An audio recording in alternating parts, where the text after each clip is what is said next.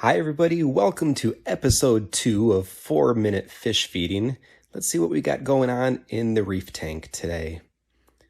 I'm going to try to do a little bit of hand feeding here. We've got the long-nosed hawkfish and the clown and even the dottyback coming up for some hand feeding. The Royal Gramma, not so much. He likes to stay down there in his hole, and as you can see, he just kind of darts out and grabs a couple flecks of food as they go flying by his home. Lots of action here. The crabs are out early. And you may notice I have my first 2 coral additions off to the right there. I've got a green leather coral, and I've got the frog spawn coral. We're going to see more of those a little bit later. So yeah, here's the grumpy Gramma. He's hiding in his hole, and he doesn't leave his hole much at all during the day.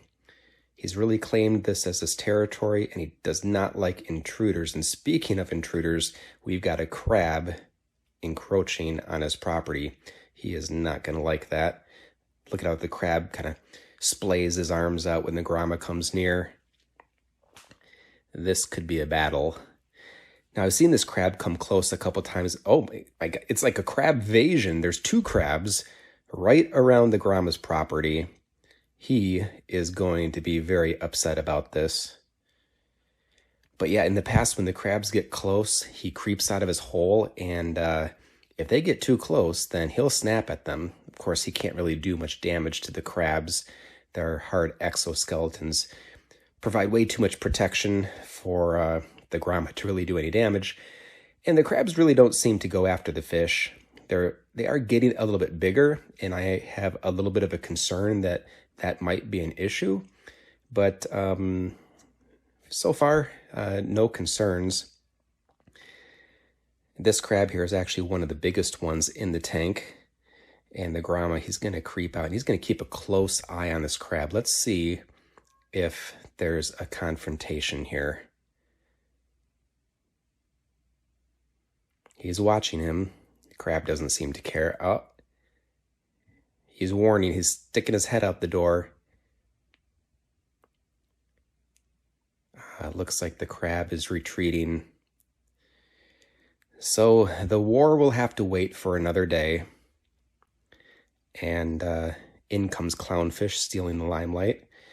Yeah, so here is my green leather toadstool coral.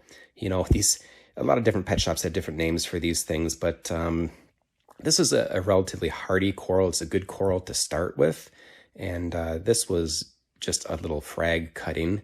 It's only about the size of a quarter. And then here's the frog spawn coral, a large polyp stony coral, also relatively easy to care for. I thought these 2 would be good corals to start off in my tank now that the parameters are all under control. Save for the nitrate. As you can see, I've got lots of little tufts of algae around.